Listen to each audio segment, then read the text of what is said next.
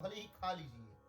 आपके मन में इच्छा हुई कि मैं पिज्जा खा लूं, बर्गर खा लूं, तो इच्छा करने पर आप खाते हैं तो क्या आपका मन शांत हो जाता है? नहीं। अगली बार पुनः इच्छा होती है मैं फिर से खाऊं। तो मन को शांत संसारिक तत्वों से नहीं किया जा सकता।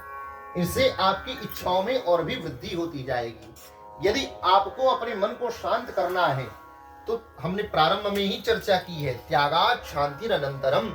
त्याग करने से ही शांति की प्राप्ति होगी।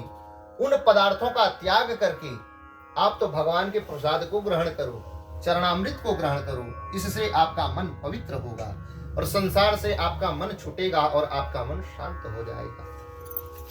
मां कपिल भगवान से बड़े प्रश्न किए हैं और माता देवहूति को जितने भी उत्तर दिए, ये सभी उत्तर ही सांख्य योग के रूप में जाने जाते हैं, जिसे हम सांख्य शास्त्र के रूप में जानते हैं। वैसे सांख्य शास्त्र तो प्रारंभ से था, परंतु वह सांख्य शास्त्र था निर्गुण ब्रह्म का। और कपिल भगवान ने अपनी माता देवहूति को जिस शास्त्र के बारे में बताया, वह सांख्य शास्त्र है सगुण भगवान के रूप में, कि भगवान का ध्यान करके व्यक्ति कैसे भगवान के परम धाम को प्राप्त कर सकता है, भगवान का स्वरूप कैसा है, अष्टांग योग की विधि क्या है, कि भगवान को प्राप्त करने के जो अष्टांग योग हैं, 8 योग हैं, यम, नियम, आसन, प्राणायाम, प्रत्याहार, ध्यान, धारणा और समाधि। इन 8 योगों को हम कैसे प्राप्त करें, कैसे इन सीढ़ियों में हम चलते जाए। अच्छा, यदि उदाहरण के रूप में आप इसको समझना चाहें तो अष्टांग योग बड़ा सरल है, समझ भी सकते हैं। शिव जी का मंदिर आपने देखा होगा। शिव जी के मंदिर में विधान यह है कि उसकी 10 सीढ़ियां होती है। यम की 5 सीढ़ियां और नियम की 5 सीढ़ियां। यह शिव जी के मंदिर का नियम है। इन 10 सीढ़ियों को जब आप चढ़ते हैं, उसका तात्पर्य यह है कि आप यम और नियम रूपी उन सीढ़ियों को चढ़ रहे हैं। इन यम और नियम को आप अपनाते हैं। यम नियम को अपनाने के पश्चात जब आप सीढ़ी से चढ़ते हैं तो आपको सबसे प्रारंभ में दिखता क्या है? आसन। आसन में बैठे हुए नंदी जी महाराज। ये नंदी ही आसन के स्वरूप हैं कि किस प्रकार से हमको भगवान के आसन को ग्रहण करना है। तो एक जगह स्थित होकर के स्थान परिवर्तन नहीं करना, हमारी दृष्टि भगवान की ओर हो, दुनियादारी में को हम नहीं देखें। आसन पर स्थित हो करके हमारा ध्यान भगवान पर लगे। आसन के पश्चात विधि आती है प्राणायाम की। प्राणायाम क्या है? तो कहते हैं कि जो हनुमान जी महाराज हैं, इनको ही प्राणायाम का स्वरूप बताया गया है। भगवान शिव जी के मंदिर में हनुमान जी की भी प्रतिमा होनी चाहिए, ऐसा शास्त्र उपदेश करते हैं। हनुमान जी महाराज ही भगवान का ध्यान करके मन के मैल को किस प्रकार से दूर किया जाए, इसकी शिक्षा हमें प्रदान करते हैं। हनुमान जी सदा भगवान श्री राम के नाम का ही संकीर्तन करते रहते हैं। ये प्राणायाम के स्वरूप है कि मन के मैल को हम दूर कैसे करें, तो भगवान नाम संकीर्तन करके। प्राणायाम के पश्चात बारी आती है प्रत्याहार की। तो प्रत्याहार है कछुए का स्वरूप। हनुमान शिव जी के मंदिर में कछुए की भी प्रतिमा रखने का विधान है। ये अष्टांग योग की विधि है। कछुआ को कहा जाता है प्रत्याहार, अर्थात यदि किसी दूसरे स्थान पर हमारा मन लग रहा हो तो उस स्थान से अपने मन को हटा करके हम भगवान में अपने मन को केंद्रित करें और उसका आधार बनाए कछुए को। जिस समय समुद्र मंथन हो रहा था तो मंदरांचल पर्वत आधार न पा करके जब समुद्र में गिरने लगा तो देवताओं ने भगवान का स्मरण किया, तो भगवान ने कछुए का रूप धारण करके उस मंदरांचल पर्वत को अपनी पीठ पर धारण किया है।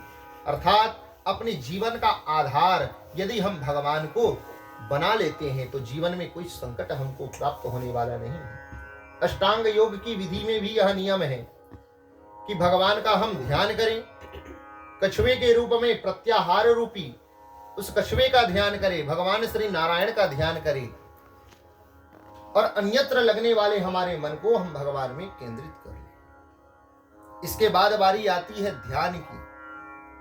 ध्यान क्या है? तो ध्यान है गणेश जी का स्वरूप। शिव जी के मंदिर में गणेश जी की भी प्रतिमा होती है। ये गणेश जी ही ध्यान के स्वरूप हैं कि किस प्रकार से हमें ध्यान करना चाहिए।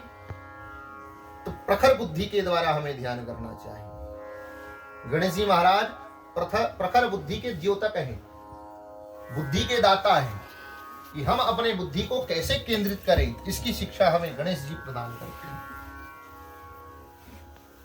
धारणा, सातवां योग, अष्टांग योग में जो सातवां योग है धारणा, यह धारणा है माता गौरी का स्वरूप।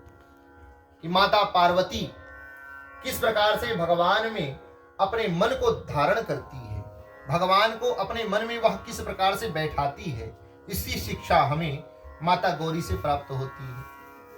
माँ भगवती पार्वती को, भवानी को वैसे श्रद्धा का स्वरूप भी बताया गया है। भवानी शंकरौ वंदे श्रद्धा विश्वास रूपिणौ।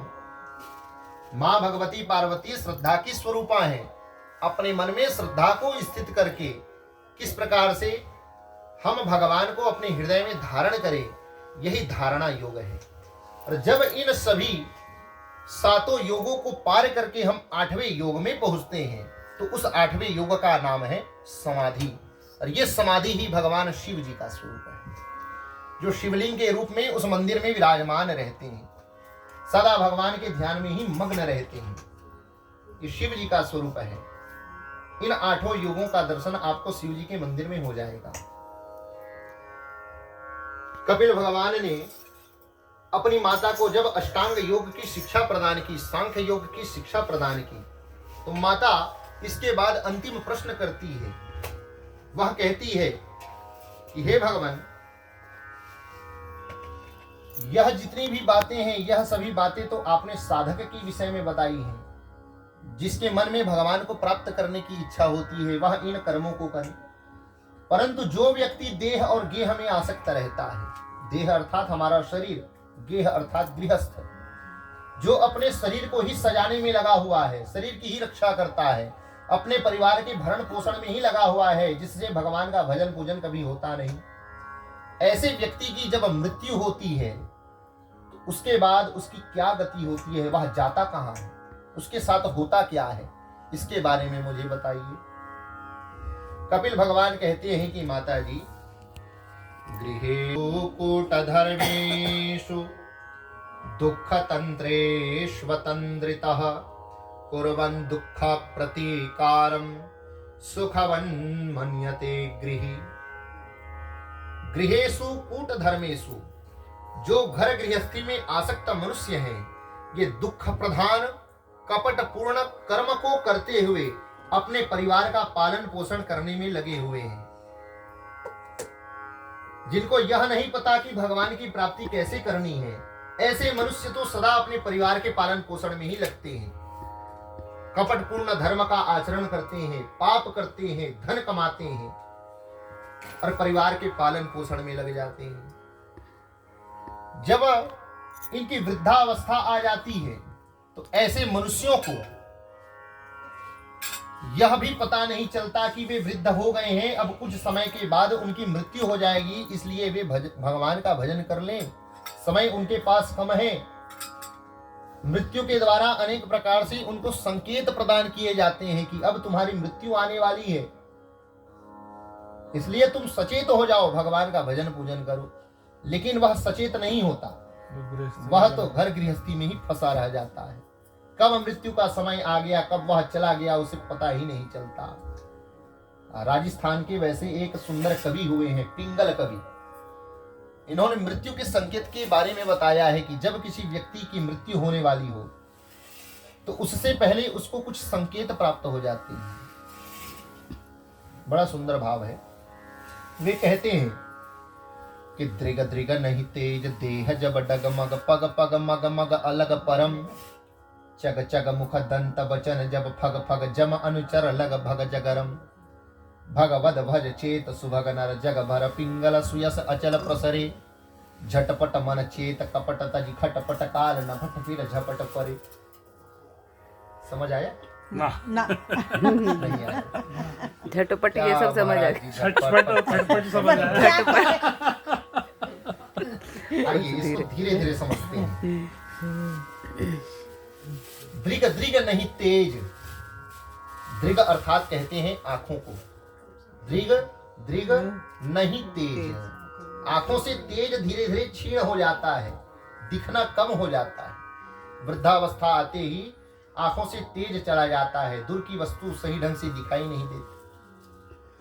दृग दृग नहीं तेज, और देह जब डगमग, शरीर डगमगाने लगता है, कांपने लगता है। सीधा नहीं चला। पग पग मग मग अलग परम, जो पैर हैं दोनों पैर अलग अलग दिशा में चलते हैं। पैर रखना चाहे यहाँ, परंतु रखे जाएंगे यहाँ। लाठी का सहारा लेना पड़ जाता है, शरीर डगमगाने लगता है। पग पग मग मग अलग परम, और चग चग मुख दंत, चग चग अर्थात धीरे धीरे करके निकलना। क्या निकलता है? चग चग मुख दंत, मुंह से दांत धीरे धीरे करके निकल जाते हैं, एक एक करके। और वचन जब फग फग, वचन यदि व्यक्ति बोले तो उससे फ शब्द ज्यादा निकलता है। अच्छा, वैसे वृद्धावस्था आप लोगों की आएगी, जब दांत निकल जाएंगे तो इसका अनुभव आप सभी को होगा। आजकल नकली दांत लग जाते हैं। फ नहीं, फ निकलेगा। कोई शब्द बोल करके देखिए, ये देखिए पूरी कहाँ निकल रहा है, पूरी निकल रहा है।